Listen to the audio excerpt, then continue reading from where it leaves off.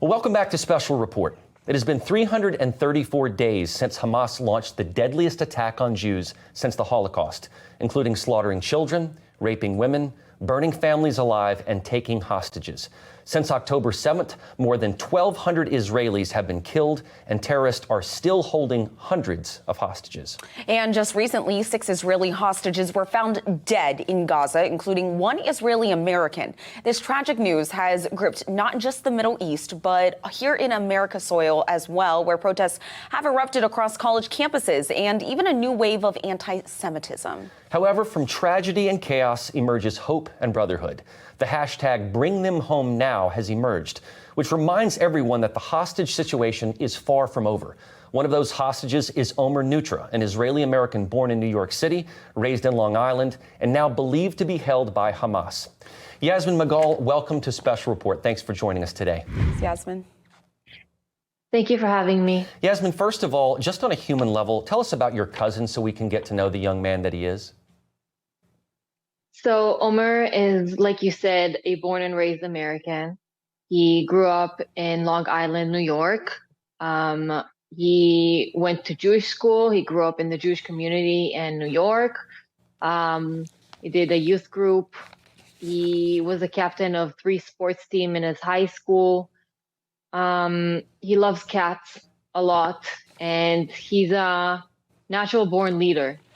So he makes everyone feel so comfortable around him. He makes everyone think they're funny, even if they're not that funny. And he's just such a good person. He's a really good friend. Everyone thinks he's their best friend. So many people have reached out to us to tell us how much they miss him. And he's just such a good person, and he doesn't deserve this. Yeah, he definitely doesn't. Yasmin, it's been 334 days since Omar was taken hostage. Did you ever anticipate that something like this could happen? No, of course not. This is something that I'm still not fully processing that is happening. So obviously I couldn't anticipate it happening. Well, Yasmin, since you're in Israel, tell us about the situation that you see on a daily basis. How are Israelis reacting? And do you feel paralyzed that it seems nothing is moving forward? Of course, I feel paralyzed. Israelis are heartbroken over the news of the 6 hostages that were executed. These hostages were alive, and then they were executed by terrorists. This is heartbreaking. No one's able to process this. Everyone's grieving. I've been to 2 out of the 6 funerals that were held this week. It's unimaginable. Everyone is just grieving.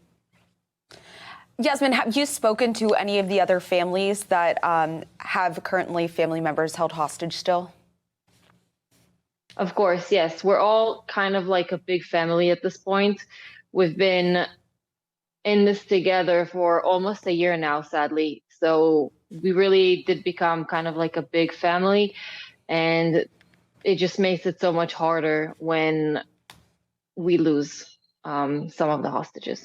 Yasmin, I know it's probably difficult to imagine what Omer is doing, but what do you think his spirits are like over there while in captivity, and how are you and your family holding up in terms of the hope that he'll come back home?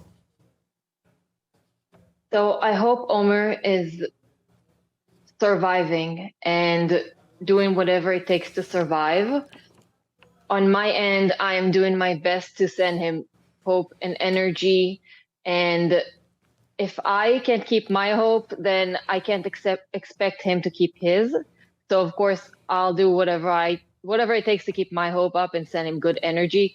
I made some good friends among the other families of the hostages, and I like to imagine him making friends with their family members who are being held hostage, maybe. And going through these pictures, he seems like such a genuine and happy person. It's just heartbreaking to see this go on. Yasmin, I know that you have been talking with the other families that have someone in captivity. Tell us about the Missing Families Forum. So the Missing Families Forum was established in the beginning of the war. They wanted to give us the support, both the physical support, like the logistical support and the mental support that we needed. And they've been with us ever since. And hopefully soon they can turn into something else because all the hostages will be back. Yasmin, when you look at some of the protests that are erupting across college campuses, especially in America, given the fact that you are in Israel, how do Israelis feel about that? How do you personally feel about that in terms of those that might be supporting Hamas, the very group that has your cousin in captivity? I personally feel betrayed. I live in Israel now, but I graduated from high school in Canada, and I feel betrayed by the idea of these people actually turning their backs to me, and actually even worse than that, they're basically stabbing me in the back. We're experiencing the worst thing we could ever experience, and instead of uniting behind us and supporting us in this, we have to convince the world that returning hostages home to their families is the right thing to do. What do you want Americans and everyone watching right now to know, if you could send out a message? I want the Americans to know that there are still American hostages being held amongst the Israeli hostages. It is not just a Middle Eastern problem. This is a humanitarian problem. It should touch everyone. Everyone should be concerned by this. And I ask everyone who can to send letters to the White House. Every day you can send a letter to the White House. Demand this issue be fixed. I know that it really probably to you doesn't matter necessarily because it shouldn't be a partisan issue of Republican or Democrat, whoever's in the White House. Speaking especially as someone who went to school in Canada and is now in Israel, do Israelis feel that America has their back? Do they feel that they should intervene more on behalf of this? Or do they feel like that Israel should fight its own war, even though they're being persecuted clearly worldwide? How do you feel about that? So I can't speak for all Israelis. I can speak for myself. We are obviously a different case because Omer is American. So the authorities have been in touch with us. What I keep saying is that I'm not a politician. I don't really understand everything, but I say this about myself and about everyone involved, that until they're all home, we haven't done enough. So people can do a lot, but until the mission is accomplished, no one has done enough. We have the hashtag up there, Bring Them Home Now. What are the resources that I've seen what you do on social media and Instagram especially? What sort of resources can you provide to those out there to help them get to know Omer better, the families? Where can people go for resources to find out more and what we can do? So we have an Instagram page for Omer. It's hashtag Bring Omer Home, at Bring Omer Home. So we post about him all the time. Follow the forum, follow the families, follow the almost every hostage has an Instagram account for him or for her. So you can follow all of these. Sadly, there are over 100 still being held hostage.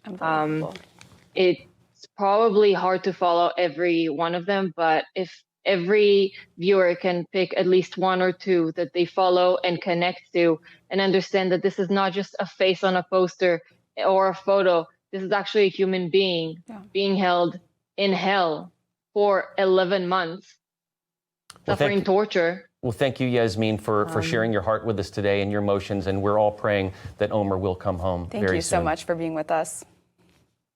Thank you so much for having me. Gosh, those pictures are so hard to watch. It's unbelievably heartbreaking. Thank you for watching this heartfelt edition of Special Report. To close our show today, we wanted to honor Omer Neutra with the song Bring Him Home from a special musical sung by our very own Bo Davidson. He is young. He is only a boy. You can take, you can give, let him be.